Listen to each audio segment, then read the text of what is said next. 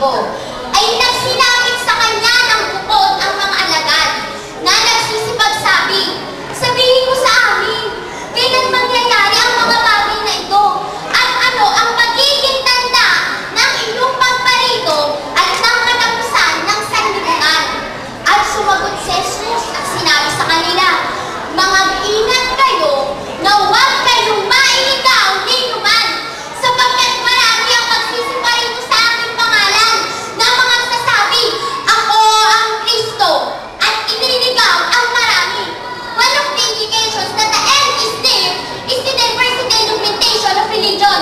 Many will come and visit and say, 'We are at times, we are the ministers and preachers of God.'" Ito po ang ating nasasaksihan sa ating kapanahunan, mga kababayan. Ito po ay katuparan ng sinasabi ng ating Panginoong Hesus na magsisilitaw ang mga bulaang Kristo. Kung tayo'y may pusong baka Diyos, dalawa lang po ang pagpipilian natin sa panahong mapanganib: ang sa Diyos at ang sa kalaban ng Diyos. And it's time for us to serve the great God in the best way that we can do. Gusto mong makarating sa langit? Gawin mo ang pinakamabuti para sa Diyos. Ano pa pong palatandaan? At mga kakarinig kayo ng mga digmaan at mga alingaw ng mga digmaan. Ingatan ninyo na huwag kayong magulubihanan, sapagkat kinakailangan ito'y mangyari, datapwat hindi pa ang wakas, sapagkat magsisitindig ang bansa laban sa bansa, at ang kaharian laban sa kaharian, at magkakagutom at lilindol sa iba't ibang dako. Ang mga ito ay tandaan po ng malapit na pagbabakas. Ang mga ito, mga kababayan, ay nagaganap po sa ating kapanahunan. We are involved with the generation which is close to the last days. Because now, in our times, we are impressed by the various times that depicts the realization in the prophecies of the Bible.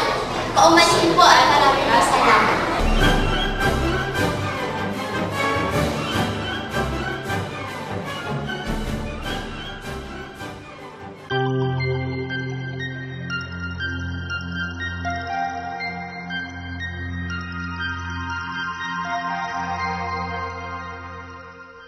Sino-sino sa mga apostol ni Jesus ang kasama niya sa mataas na bundok? A. Si Pedro, Santiago at si Juan. B. Santiago, Mateo, Bartolome. At C. Juan, Andres at Felipe. Abangan niyo mamaya ang sagot dito lang sa KNC Show.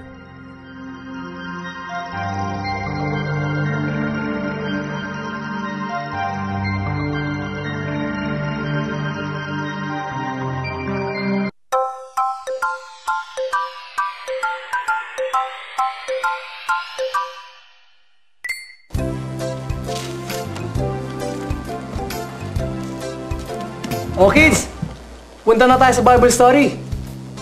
Kuya Eric, ang galing po talaga ni Jesus, ano? At ang dami niya pang napapagaling. Bukod pa doon, nagdadagdagan ang mga taong natutong maglingkod sa Diyos. Dahil na rin syempre sa pangangaral niya. Pero kuya, nagtataka po ako. Bakit naman?